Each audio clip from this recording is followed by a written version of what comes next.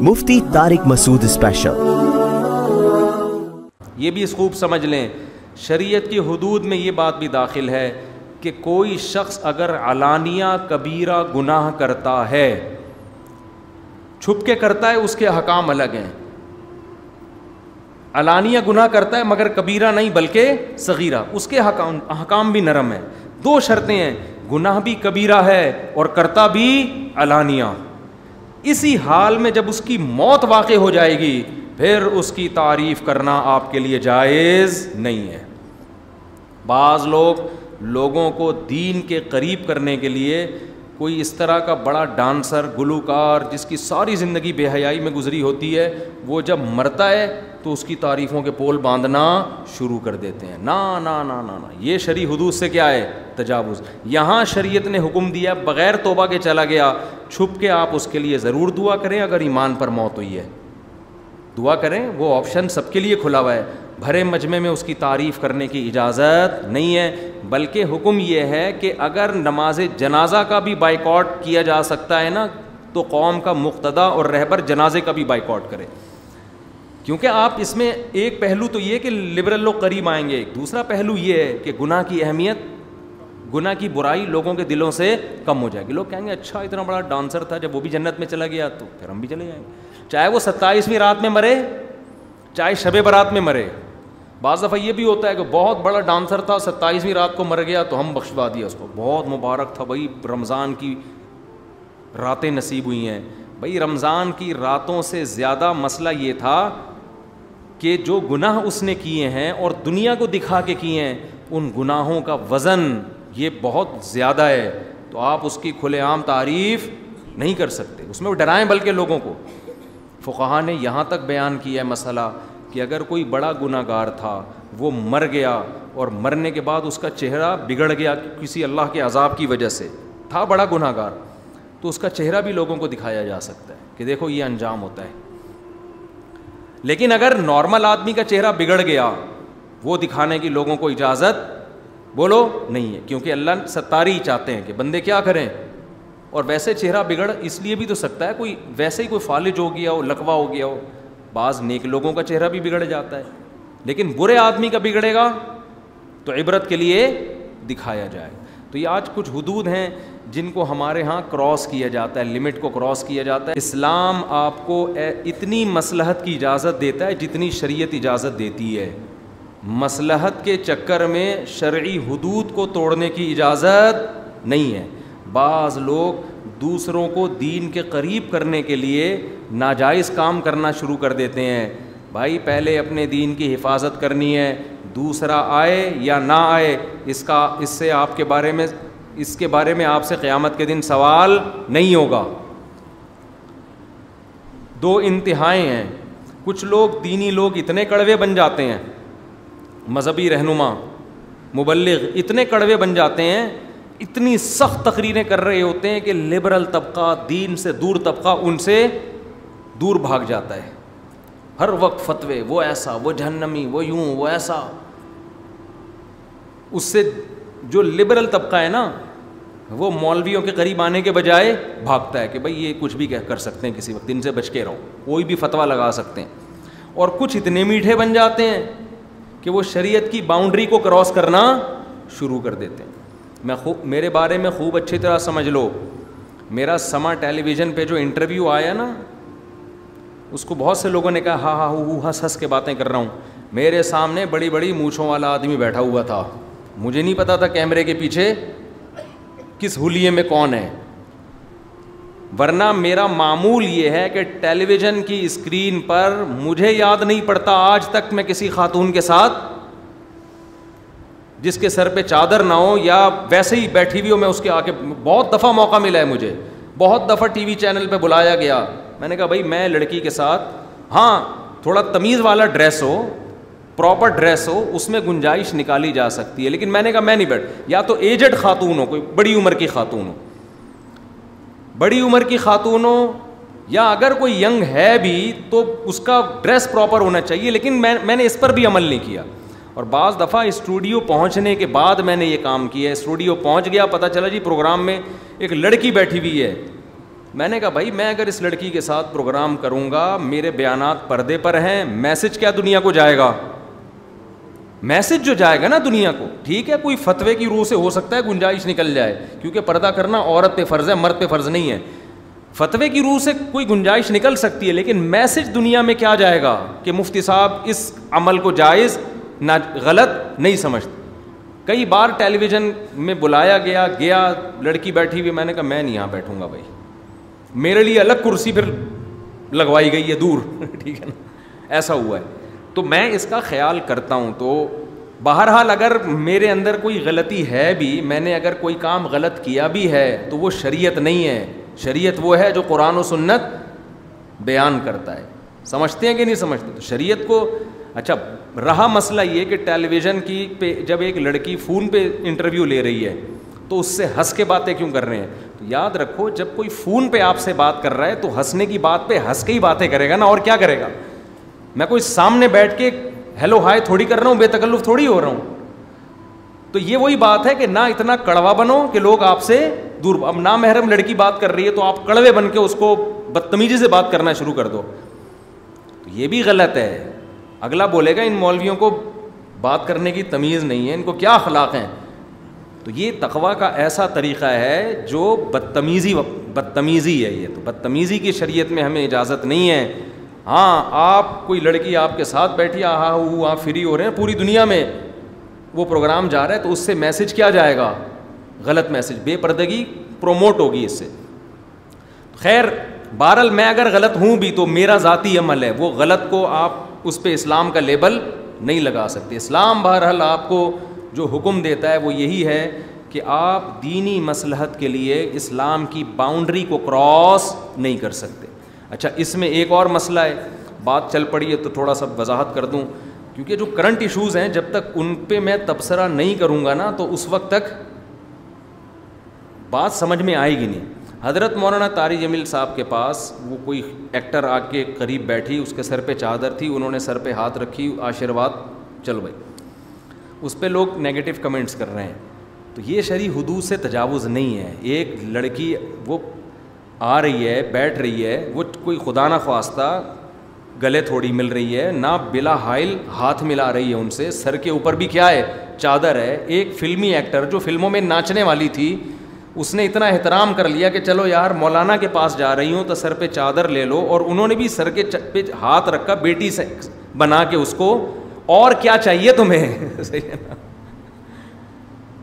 اتنا بھی اگر نہیں کریں اس کا مطلب آپ نے اپنا دروازہ دنیا داروں کے لیے بند کر دیا. پھر قیامت کے دن وہ اللہ سے کہہ سکتے ہیں کہ اللہ ہم آئے تھے ان کے پاس, انہوں نے گیٹ سے ہمیں بھگا دیا. ہاں یہاں شرعی حدود کیا ہیں؟ نمبر 1, اگر کوئی عورت, جوان عورت آپ سے بغیر حائل کے مصافحہ کرتی ہے, یہ شریعت میں آپ کے لیے جائز نہیں. اتنا براڈ مائنڈڈ بن جانا کہ آپ مصافحہ بھی کر رہے ہیں اور well done, nice to meet you, بہت اچھا, آئندہ سر پہ دوپٹہ لیا کرے گا اور مجھ سے ہینڈ شیک کرنے سے پہلے گلوز پہن لیا کیجیے, یہ غلط ہو جائے گا.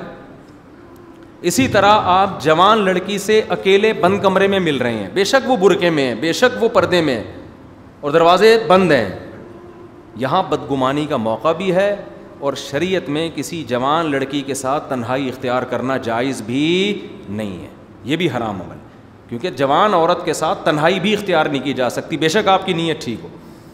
تو یہ حدود سے, بعض پیروں کے ساتھ یہ ہوتا ہے کہ ان کی مریدنی الگ سے کمرے میں پیر صاحب کے ساتھ کمرے میں بیٹھی ہوئی ہے. مریدوں کو بولو بھائی یہ تمہارا پیر کیا کر رہا ہے بند کمرے میں؟ کہیں ہمارے پیر صاحب بہت نیک ہیں. میں ان سے کہتا ہوں کہ آدمی نہیں ہے آپ کے پیر صاحب, اتنے نیک ہو گئے کہ بندہ ہی نہیں ہے ابھی, یہ کوئی اور مخلوق بن گیا ہے. پیر ہو, مفتی ہو, بزرگ ہو, آدمی پہلے ہوتا ہے, بزرگ بعد میں. تو یہاں شریعت نے اتنی لمٹ کو کراس کرنے کی اجازت نہیں دی. بھری محفل میں کوئی خاتون ملتی ہے, وہاں بدگمانی کا موقع نہیں ہے, سب دیکھ رہے ہیں بھائی, لیکن آپ چھپڑ میں تنہائی میں کسی کے ساتھ مل رہے ہیں دروازے بند کر کے, یہ آپ بدگمانی کا موقع خود دے رہے ہیں. اور یہ نبی صلی اللہ علیہ وسلم نے صحیح حدیث میں اس سے منع بھی کیا ہے. اسی میں ایک چیز خوب سمجھ لیں, شریعت نے آپ کو رشتہ داری کے جوڑنے کا حکم دیا ہے, بہت سخت نماز روزے کی طرح حکم ہے, رشتہ داری توڑنے کی اجازت نہیں ہے, لیکن اس کی بھی کیا ہے لمٹ. آپ رشتوں کو خوش کرنے کے لیے گناہ نہیں کر سکتے. آپ کے بھائی کی شادی ہے, موسیقی کی محفل ہے, ناچ گانے کا انتظام ہے, آپ کے لیے اس محفل میں شرکت جائز نہیں ہے. اب بھائی کہتا ہے میں ناراض ہو جاؤں گا, ماں کہتی ہے میں ناراض ہو جاؤں گی, ابا کہتے ہیں میں ناراض ہو جاؤں گا, میں نے پال پوس کے تجھے بڑا کیا, بڑا یا دیندار اسلام میں سب سے پہلے والدین ہیں, خونی رشتے ہیں, تو نہیں آئے گا لوگ کیا کہیں گے. تو آپ ان کو جواب دو خونی رشتے ہیں مگر ان کو جوڑنے کے لیے اللہ نے لمٹ کیا رکھی ہے کہ اتنا مت جوڑو کہ میں ٹوٹ جاؤں تم سے. سب سے پہلے کون ہے اللہ. لا طاعت لمخلوق فی معصیت الخالق, خدا کی نافرمانی میں مخلوق کو خوش کرنے کی اجازت نہیں ہے. اللہ کی نافرمانی میں اجازت نہیں ہے, ورنہ نبی صلی اللہ علیہ وسلم سارے رشتہ داروں سے کمپرومائز کر لیتے. آپ تو رشتہ داری جوڑتے جوڑتے آخری حد تک گئے ہیں, لیکن رشتہ داروں نے نہیں مان کے دیا, پھر آپ کی تلوار رشتہ داروں کے خلاف چلی ہے, سب سے پہلی تلوار ہی ان کے خلاف اٹھی ہے. تو اس لیے لمٹ ہے. اسی طرح میاں بیوی کا رشتہ بہت محبت والا, لیکن اس کی بھی ایک لمٹ ہے. شوہر اگر بیوی کو ایسی بات کا حکم دیتا ہے جو شریعت میں حرام ہے, عورت کے لیے اس میں اللہ پہلے ہے میاں بعد میں. اسی طرح بیوی شوہر کو اگر کوئی ایسی بات کہتی ہے جو شریعت میں حرام ہے تو یہاں بھی اللہ پہلے ہے, بیگم بولو نا بعد میں. یہی مسئلہ اولاد کا ہے, تو وہاں اپنے آپ کو بول دو بھائی it isn't possible for me. English میں بیوی کو سمجھاؤ گے زیادہ اچھی طرح سمجھ میں آئے گا. سمجھ رہے ہو, اردو میں سمجھاؤ گے پینڈو آدمی پتہ نہیں کہاں سے اٹھ کے آ گیا, بے وقوف مولویوں کے ساتھ بیٹھ رہے. انگلش میں بولو بیگم it isn't possible for me, I can not do this, that's all. اس کے بعد وہ کہے گی پڑھا لکھا آدمی ہے, ٹھیک ہے نا. تو خیر وہ جس طرح سمجھانا ہے وہ آپ کا ہیڈک ہے, لیکن حرام کی اجازت نہیں. اسی طرح یاد رکھو آپ کے رشتہ دار کوئی حرام کماتے ہیں اور ان کی آمدن میں غالب بھی حرام ہے, اگر مکس کما رہے ہیں تو ہم یہی فرض کریں گے ہمیں حلال سے کھلا رہے ہیں, پھر شریعت نے پیچیدگی کا حکم, زیادہ تحقیق کی اجازت نہیں. غالب حرام کما رہے ہیں تو پھر آپ کے لیے ان کے ہاں سے کھانا پینا جائز نہیں ہے. صرف بیوی اپنے شوہر کی آمدن کھا سکتی ہے, لڑکیاں اپنے باپ کی آمدن کھا سکتی ہیں, نابالغ لڑکا بھی اپنے باپ کی آمدن کھا سکتا ہے کیونکہ ان کے پاس اور کوئی ذریعہ نہیں. لڑکا بالغ ہو جائے تو وہ اپنے باپ کی بھی حرام آمدن نہیں کھا سکتا. سودی بینک میں جاب کرنا, انشورنس کمپنی میں جاب کرنا, البتہ سودی بینک میں بعض شعبے ایسے ہیں کہ ان میں جاب حرام نہیں ہے کیونکہ ان میں سود میں کسی طرح سے انسان انوالو نہیں ہوتا. اسٹیٹ بینک میں بہت سارے شعبے ایسے ہیں جن میں کسی بھی طرح سے سود میں انوالومنٹ نہیں ہوتی. تو سود لکھنے والا, سود پہ گواہ بننے والا, دینے والا, لینے والا, 4 طرح کے لوگوں پر اللہ نے لعنت کی, اللہ کے نبی صلی اللہ علیہ وسلم نے. تو اس لیے خیر, تو اگر کوئی انشورنس کمپنی میں بیمہ پالیسی میں جاب کر رہا ہے, تنخواہ وہاں سے آتی ہے, یا بینک میں لون رکھ کے سود لے رہا ہے, قومی بچت سے پیسے کما کے اسی پہ گھر چلا رہا ہے, تو اس کی آمدن میں بھی آپ کے لیے کھانا پینا جائز نہیں. سمجھتے ہو, ایک صورت میں جائز ہے, آپ اس کو بول دیں, وہ آپ کو دعوت دے رہا ہے کہ بھائی میں اس شرط پہ کھاؤں گا کہ میں اتنے پیسے صدقہ کروں گا فی سبیل اللہ, تاکہ یہ میرے لیے حلال ہو جائے. یہ اس کو بتا بھی دیں, بتائے بغیر بھی کریں گے پیسے تو چیز تو حلال ہو جائے گی, لیکن اگلا تو یہی سمجھے گا نا کہ یہ گناہ میں میرے ساتھ شرکت کر رہا ہے. ممبر پہ بیٹھ کے کہتے ہیں حرام ہے, اور جب کھانے کا موقع آتا ہے پھوڑ پھاڑ کے چلے جاتے ہیں. بعض مولاناؤں کو ہم نے دیکھا ہے, ان کے مریدوں میں سودی بینک میں جاب کرنے والے لوگ ہوتے ہیں, لا کے ان کو تحفے دے رہے ہیں, بڑے آرام سے ٹھنڈے پیٹوں رکھ رہے ہیں, پھر ممبر پہ کہہ رہے ہیں کہ یہ سود میں کمانا کیا ہے, حرام ہے. تو لوگ بدگمان ہوتے ہیں, یار ادھر حرام ہے, جب آپ کا مرید آپ کو بکرے کھلا رہا ہوتا ہے تو اس وقت حرام نہیں ہے. تو یہ بدگمان, دینداروں سے لوگ بدگمان ہوتے ہیں, بعض داڑیوں والے بھی یہ کام کر رہے ہوتے ہیں. حرام ہے تو بھائی سب کے لیے حرام ہے. سمجھتے ہو کہ نہیں سمجھتے؟ ہاں, ایک صورت میں کہ اتنی رقم پہلے سے صدقہ کرنے کی نیت کر لیں, کیونکہ یہ کھانا صدقہ کرنا واجب تھا, تو کھانا یا اس کی قیمت, تو قیمت صدقہ کرنا ضروری نہیں ہے, فوراً بعد میں کر دیں. نیت کر لیں میں اتنے پیسے صدقہ کروں گا, لیکن اس نیت پر اس کو مطلع بولو کر دیں, اس کو بتا دیں. لیکن ویسے تھوڑی ہمت کیا کرو اس میں شرما شرمی میں نہیں جایا کرو کہ میں بولوں گا تو ایکچولی اس کا دل ٹوٹ جائے گا. دل جوڑنا جہاں تک شریعت نے اجازت دی ہے جوڑیں گے, جہاں اللہ نے اجازت نہیں دی وہاں دل 100 مار ٹوٹے. آئی بات سمجھ میں؟ کوئی مسئلہ نہیں ہے. پہلے کون ہے؟ اللہ. ابراہیم علیہ السلام کی قوم بت پرستی کیوں نہیں چھوڑ رہی تھی؟ اس لیے کہ جو چھوڑتا تھا دوسروں کا دل ٹوٹ جاتا تھا کہ ہمارے باپ دادا کی دین کو چھوڑ دیا. تو دل جوڑنے کے چکر میں وہ کسی کا دل نہیں ٹوٹے. یہ جو آج کل ڈائلاگ بڑا سنا ہوگا, اصل اسلام تو یہ کسی کا دل نہ توڑو. بھائی دل جوڑیں گے یقیناً. اللہ کے حکم کو پورا کرنے کے لیے ٹوٹتا ہے, 25,000 دفعہ ٹوٹے. لڑکیاں فون کر کے پوچھتی تھیں مجھ سے کہ وہ لڑکے جو ہے نا ایک سے سیٹنگ چل رہی تھی, اب میں چاہ رہی ہوں جان چھڑانے, لیکن اس کا دل نہ ٹوٹ جائے کہیں, وہ خودکشی کی دھمکیاں دے رہا ہے. میں نے بولا اس کو بولو مر جا کھمبے سے چپک کے, صحیح ہے نا, آپ کو کوئی گناہ نہیں ملے گا. ٹوٹنے دو اس کو.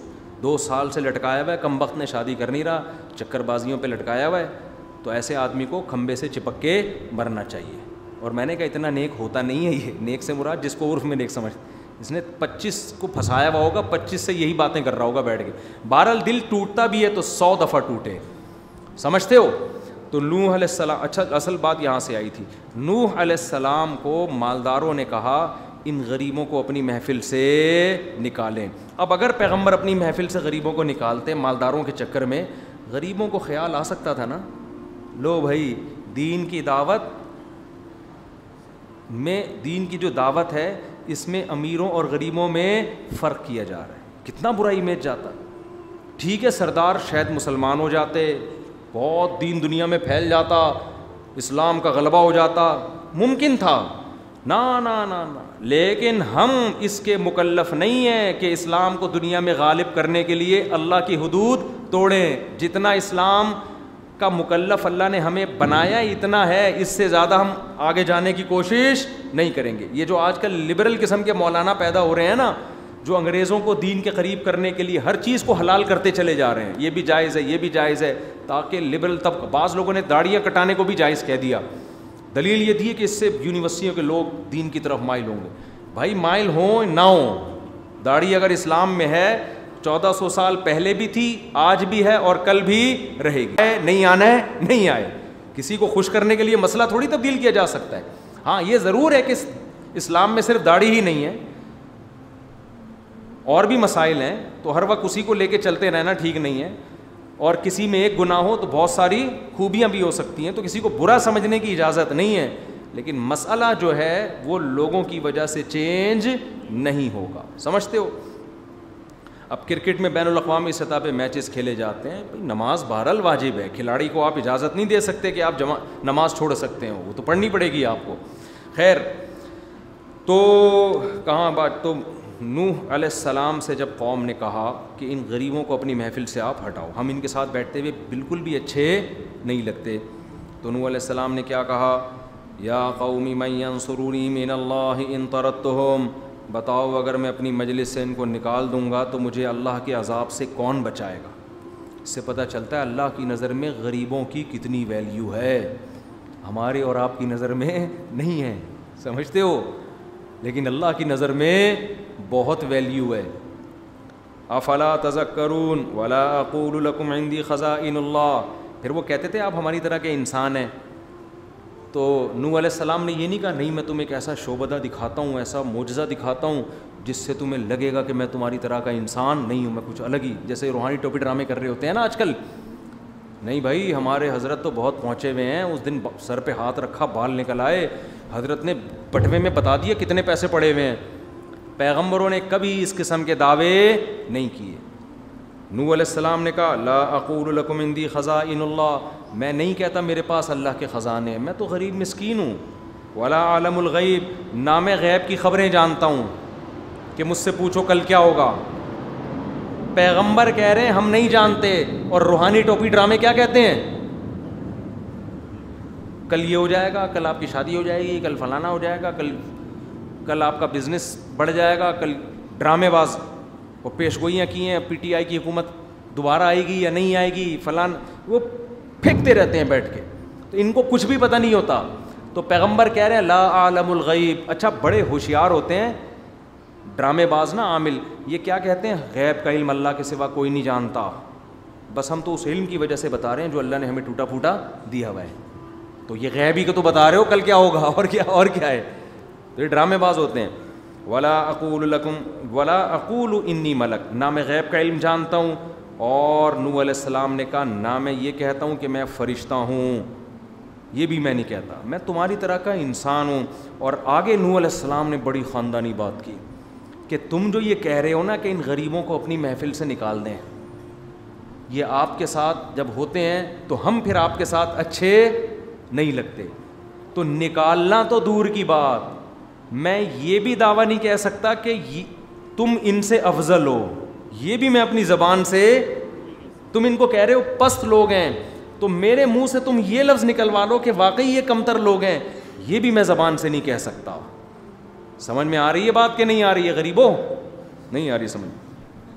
وَلَا قُولُوا لِلَّذِينَ تَزْدَرِي أَعْيُنُكُمْ لَن يُؤْتِيَهُمُ اللَّهُ خَيْرًا, جو تمہاری آنکھوں میں رسوا سمجھے جاتے ہیں, کمتر سمجھے جاتے ہیں, میں کبھی نہیں کہتا کہ اللہ ان کو خیر نہیں دے گا, ہو سکتا ہے قیامت کے دن یہ تم سے آگے ہوں. اللہ اعلم بما فی انفسہم, ان کے دلوں میں کیا ہے وہ اللہ جانتا ہے. یہ اصل میں یہ بھی الزام کا جواب ہے. الزام یہ کہ اصل میں غریب لوگ تھے تو ان کو تو کوئی پروٹوکول دینے والا تھا نہیں, تو آپ نے عزت دے دی. جیسے تبلیغ میں کوئی غریب جائے تو کیسے تبلیغ والے ٹانگیں دبا رہے ہوتے ہیں نا, اس کے گھٹنے دبا رہے ہوتے ہیں, ٹانگیں دبا رہے ہوتے ہیں, وہ غریب کہتا ہے یار گھر میں تو آج تک کسی نے یہ عزت نہیں دی, تو چلو 4 مہینے کے لیے تشکیل کرا لو. ہوتا ہے کہ نہیں ہوتا؟ بعض دفعہ ایسا ہوتا بھی ہے. تبلیغ والے اتنی پروٹوکول دے رہے ہوتے ہیں نا ہر آدمی کو, تو ایک بچہ ہے, ایک لڑکا ہے, ایک غریب ہے, ایک رکشے والا ہے, اس کو کبھی یہ عزت معاشرے میں ملی نہیں ہوتی. تبلیغ میں نکل رہا ہوتا ہے تو میں نے دیکھا ہے بریگیڈیئر کرنل لیول کے لوگ ایک رکشے والے کو عزت دے رہے. یہ اللہ کی قسم اپنی آنکھوں سے ہم نے دیکھا ہے, دین کی خاطر. پچھلی دفعہ میں اجتماع میں گیا, کراچی کے کروڑ پتی تاجر, کروڑ پتی کا لفظ بھی شاید کم ہوگا, ارب پتی ہوں گے شاید, دیگ پہ بیٹھے ہوئے بریانی بانٹ رہے ہیں. صحیح ہے نا؟ کھانے والے زیادہ تر کون ہیں؟ غریب. کوئی بھی نہیں کہہ سکتا یہ اتنا بڑا تاجر ہے, ایسا لگتا ہے دیگ پہ کسی کو کرائے پہ لا کے بٹھایا. اور ہم تو دیگ کے ڈھکن کے مزے لے رہے تھے وہاں بیٹھ کے نا. دیگ کا جب ڈھکن ہٹتا ہے نا بریانی کا اور ڈڑم کر کے آواز آتی ہے, اس کا مزہ وہی جانتا ہے جس نے دیگوں کی بریانی وہاں بیٹھ کے کھائی ہو. خیر, تو میں سمجھا, میں نے کہا یہ پتہ نہیں کوئی بندہ پکوان سینٹر سے بلوایا ہوگا انہوں نے, وہ خود ہی پکا رہا ہے, وہ خود ہی اجتماع میں کھلا رہا ہے لوگوں, صرف اکرام کے لیے کہ لوگ دین پہ آ جائیں. تو یہ ہم نے تبلیغی جماعت میں دیکھا ہے, بریگیڈیئر کرنل لیول کے لوگ وہ رکشے ٹیکسی والوں کے پاؤں دبا رہے ہوتے ہیں, ان کو عزت دے رہے ہوتے ہیں, پروٹوکول دے رہے ہوتے ہیں کہ اللہ کے راستے میں وقت لگ. ان کی نظر میں کوئی فرق نہیں ہوتا کہ رکشے والے کو دین پر لے کر آئیں, ورنہ جو تکبر والا آدمی وہ کہتا ہے ان کو چھوڑو یار, ان کو کیا تبلیغ ہے, 2-4 دین پر آ گئے تو اس سے کیا ہوگا. محنت کرنی ہے تو اونچے لیول پہ بھی الگ سے محنت کرنی چاہیے, اس کی شریعت میں انکار نہیں, بلکہ اس کا بھی الگ سے ثبوت ملتا ہے ہمیں, نبی نے محنت کی الگ سے بھی. لیکن یہ کہنا کہ غریب کو نظر انداز کر دو, نہ, ایک آدمی بھی آپ کی دعوت پر دین پر آ گیا, چاہے امیر ہو یا غریب, خیر لک من حمر النعم, نبی نے فرمایا سرخ اونٹوں سے بہتر. تو اب تبلیغ میں آپ نے دیکھا بڑا بریگیڈیئر کرنل ہے اور جناب رکشے والے کے پاؤں دبا رہا ہے. رکشے والے نے بولا یار ایسا پروٹوکول تو ہمیں زندگی میں کبھی نہیں ملا, چلو وہی سیر روزے کے لیے نکل گیا. پھر وہاں سے چلے کے لیے, پھر 4 مہینے کے لیے. اب کوئی شخص یہ تانا دے سکتا ہے کہ ابے بھائی اس کو تو ویسے بھی کہیں عزت مل نہیں رہی تھی, یہاں جب اس نے دیکھا کہ اتنے اونچے لیول کے لوگ پروٹوکول دے رہے ہیں تو یہ اس چکر میں دین پہ آیا ہے, ورنہ اس پہ دین پہ آنے کا کوئی پروگرام نہیں تھا. تو یہ تانا دیا جا سکتا ہے نا. کیا ہو گیا؟ جیسے اعتکاف میں کچھ لوگ تو اللہ کے لیے بیٹھتے ہیں, کچھ گھر سے بیزار ہو کر بیوی سے بھاگ کے بیٹھے ہوئے ہوتے ہیں, اس کے علاوہ ان کو بیوی سے بھاگنے کا کبھی پورے سال میں موقع نہیں ملتا. تو بہترین آپشن ہوتا ہے اعتکاف کے نام پہ مسجد میں آ کے بیٹھ جاؤ. مقصد یہ ہوتا ہے کہ 10 دن سکون سے گزریں گے. بعض لوگ جو یہاں نہیں بیٹھے ہوئے, جو بیان نہیں سن رہے, جو اپنی زوجات سے پریشان ہوتے ہیں, تو وہ اس طرح بھی کر لیتے ہیں. اب کوئی کہہ سکتا ہے اب 4 شادیاں کر کے بھاگا ہے, کہہ سکتا ہے نا, کوئی تانا دے سکتا ہے بھائی اس کی نیت اعتکاف کی نہیں تھی, یہ مفتی طارق مسعود کے بیان سن کے 4 کر کے چوڑے میں آ گیا, اب بھاگتا پھر رہا ہے. تو کچھ بھی الزام لگایا جا سکتا ہے. تو نوح علیہ السلام پر بھی یہ الزام لگایا گیا کہ ان غریبوں کو پروٹوکول دینے والا کوئی تھا نہیں, تو ان کو یہاں تھوڑی راحت محسوس ہوئی ہے تو اس چکر میں آپ کے پاس آ گئے. اس کا مطلب یہ نہیں ہے کہ یہ حق کے متلاشی ہیں. تو نوح علیہ السلام نے اس کا جواب دیا, اللہ اعلم بما فی انفسہم. کیا زبردست کلام ہے. ان کے دلوں کی حالت اللہ خوب جانتا ہے, میں دلوں میں جھانک کے دیکھنے والا نہیں ہوں. اس الزام کا دروازہ ہمیشہ کے لیے بولو بند کر دیا. یہ جو ہم نیگیٹو باتیں کر رہے ہوتے ہیں نا, یہ اسلام دشمنوں کا کردار رہا ہے. پیغمبروں کا کردار کیا ہے؟ ظاہر کو دیکھنا. غریب آ رہا ہے, بیٹھ رہا ہے, دین پہ چل رہا ہے, اس پہ یہ الزام لگانا کہ پیسوں کے چکر میں آیا ہے, عزت حاصل کرنے کے چکر میں آیا ہے. یہ الزام کیا ہے؟ غلط. آپ کو شریعت میں اس کی اجازت نہیں. اس لیے کوئی 4 شادیوں والے اعتکاف میں بیٹھ جائے, یہ کبھی نہ بولا کرو گھر سے بھاگ کے آئے. ہو سکتا ہے اخلاص میں بیٹھا ہوا ہو, دین کے لیے بیٹھا ہوا ہو, تو خام خامے منفی باتیں نہ کیا کرو.